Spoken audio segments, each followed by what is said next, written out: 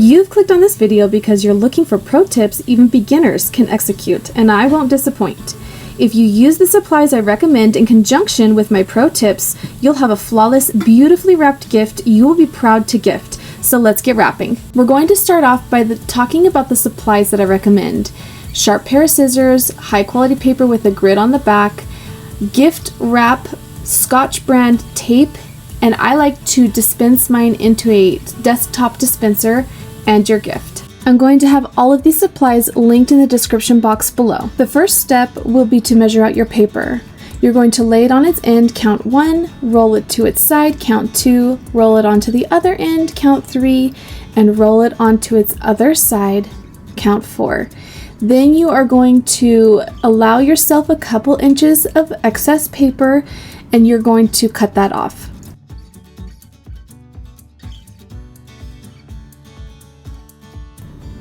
This is where grid printed wrapping paper is going to come in handy. It is going to make sure that the pattern on the front ends up very aligned with the edges of the box, and it's going to make sure that you can line it up evenly on each side so you don't have too short of an end on one side and too long of an end on the other.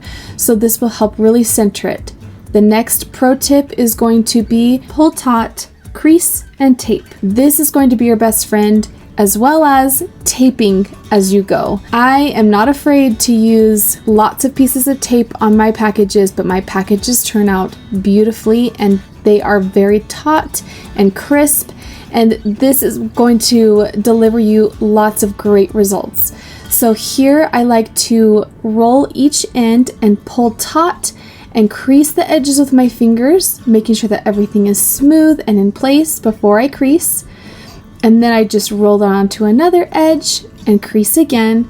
And this will really help make sure that the paper is taut and in place when I go to tape it down.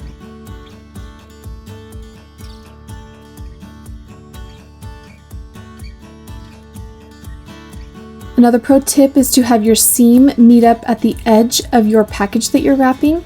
So I pull taut and I'm going to pinch the ends right around the edges and then tuck it under, lay it flat, pulling really taut again and creasing. This is going to give you that nice, beautiful finished look.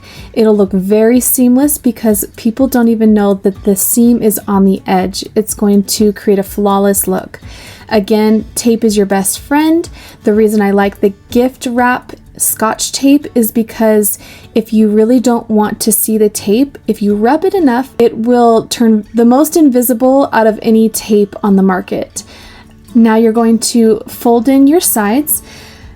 The paper wants to follow your instruction. It really wants to be obedient to how you treat it, but you need to treat it gently. So if you're giving gentle little tugs and taut pulls, it wants to listen, it wants to do what you want it to do. Just don't go tearing it and ripping it and tugging on it really fast. That is another tip. Then you're going to tape them. There's no reason to not use tape here, because if you don't, you're going to have to be holding in all of the different sides and then you're going to get overwhelmed and it's just not going to look as nice. So tape, tape, tape.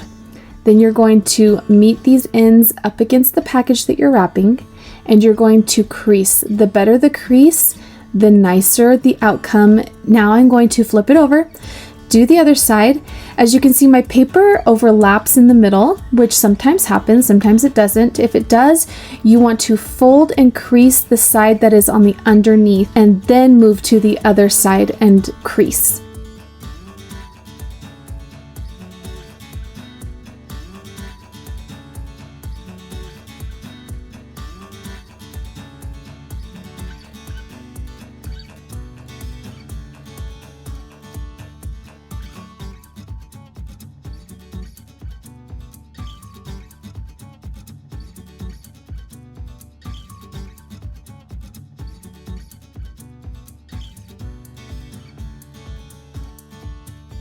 You're going to want to make sure that that seamed edge is on the top for this next step, because that's the first one you always want to tuck in if you want a professional looking package.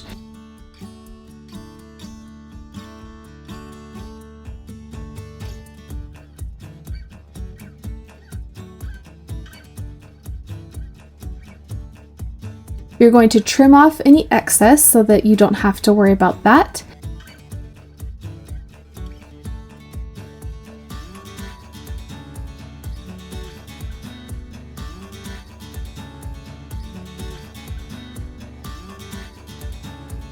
Then you're going to pull taut, crease, and tape. I like to re-crease the edges and make sure that my crease actually lined up. Flip it over, do the same thing to the next side, and now you're going to have both flaps on each end of your package that you are taping down facing down.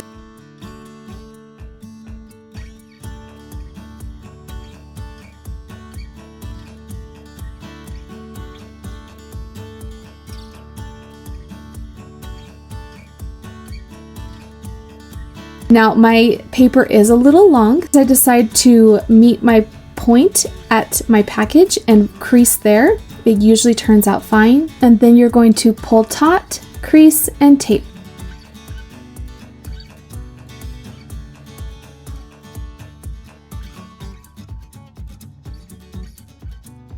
Then the last step on this side is to pull taut, crease, and tape.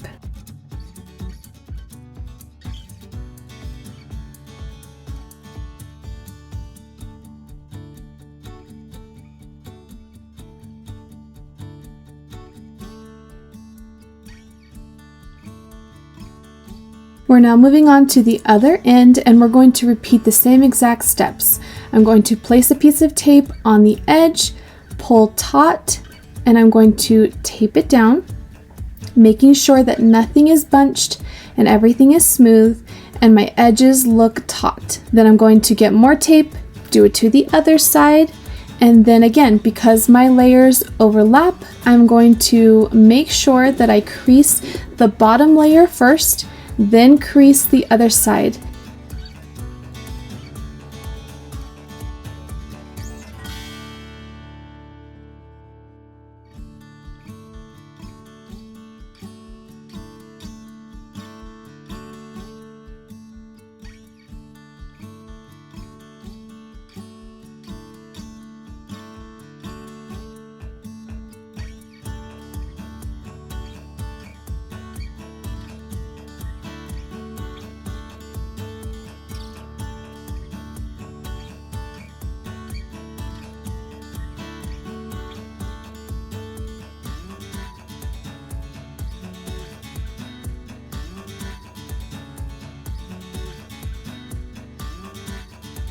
Next, you're going to make sure that the seamed side of your package is on the top, and you are going to pull taut, you are going to crease, and then you can decide to either trim it off or tuck it under, and then you are going to tape.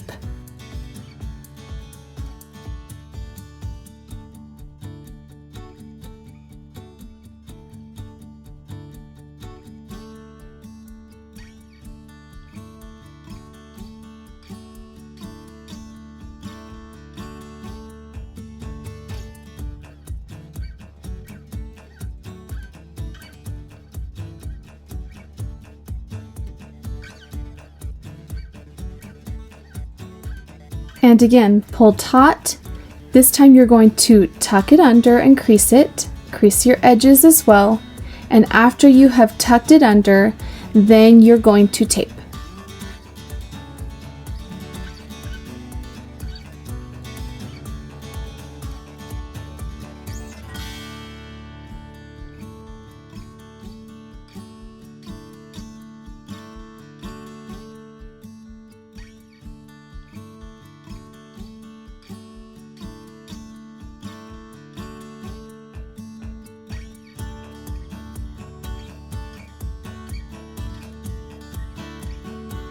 Lastly, I like to do one last overlook on my package that is all wrapped and just really crisp up those edges, making sure that all of them look nice and sharp. And then I like to make sure that my seam side always gets placed upside down so that when I go to put my bow on, the bow is on top and the seam of the package is on the bottom. If you found any value in this video, I would really appreciate it if you liked and subscribed.